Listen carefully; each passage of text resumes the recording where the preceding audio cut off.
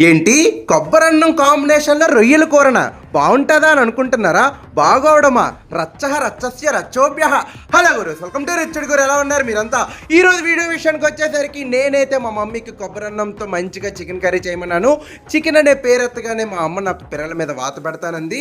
So ఇంత మంచి offer ఇచ్చాక మనం మాత్రం ఎందుకు వద్దంటాం? అందుకే మార్కెట్కి వెళ్ళి మంచిగా ప్రాన్స్ అయితే పట్టుకొచ్చేసాను.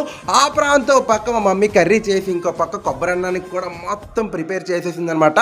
కొబ్బరన్నం ఫైనల్గా అయిపోయింది. దాని మీద మంచిగా గీలో ఆయించిన క్యాషు వేసుకొని ఆ తర్వాత కొబ్బరన్నాన్ని పక్కనే అలాగ ప్రాన్ కర్రీ, తర్వాత ఇంకో పక్కన మంచి కాంబినేషన్ అయిన బంగాళదుంప కూర కూడా పెట్టుకొని ఆ వేడి వేడి కొబ్బరన్నం ముందల నోట్లో పెట్టుకొని తింటుంటే ఆ జీడిపప్పు తగులుతుంటే మామూలుగా లేదు. తర్వాత ప్రాన్ అలా మిక్స్ చేసుకొని తింటే నెక్స్ట్ లెవెల్లో ఉంది. ఇప్పుడు ఆ బంగాళదుంప కూడా వేసుకొని తింటుంటే మామూలుగా లేదనమాట. మీరు కూడా ఇంట్లో ఇలాంటివి ట్రై చేసేయండి. ఇలాంటి మోర్ వీడియోస్ కోసం ఇప్పుడే మన ఛానల్ని ఫాలో అయిపోండి, సబ్స్క్రైబ్ చేసుకోండి. Thank you.